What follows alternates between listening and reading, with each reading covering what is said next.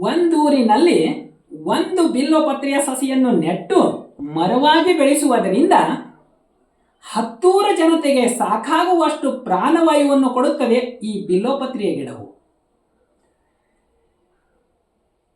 ಎರಡನೇದಾಗಿ, ಬಿಲ್ವಪತ್ರೆಯ ಗಿಡವು ಯಾವ ಊರಿನಲ್ಲಿ ಇರುತ್ತದೆಯೋ ಆ ಊರಿನ ಸುತ್ತಮುತ್ತ ಯಾವ ದುಷ್ಟ ದೃಷ್ಟಾಂತಗಳು ಕೂಡ ನಡೆಯದಂತೆ ಆ ಬಿಲ್ವಪತ್ರೆ ಗಿಡವು ಆ ಊರನ್ನು, ಆ ಊರಿನ ಜನತೆಯನ್ನು ರಕ್ಷಿಸುತ್ತದೆ.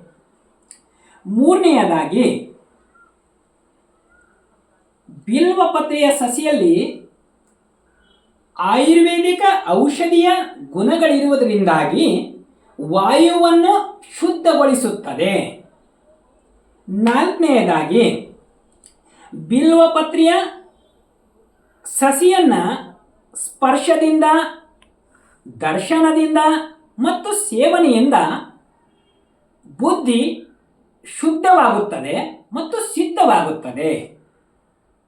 ಆಯುಷ್ಯ ವೃದ್ಧಿಯಾಗುತ್ತದೆ, ಸಂತಾನ ವೃದ್ಧಿಯಾಗುತ್ತದೆ, ಸಂಪತ್ತು ವೃದ್ಧಿಯಾಗುತ್ತದೆ, ಪರಿವಾರದಲ್ಲಿ ಪರಮ ಸುಖ, ಶಾಂತಿ, ಸಮೃದ್ಧಿ ಮತ್ತು ಸಂತೃಪ್ತಿ ಲಭಿಸುತ್ತದೆ.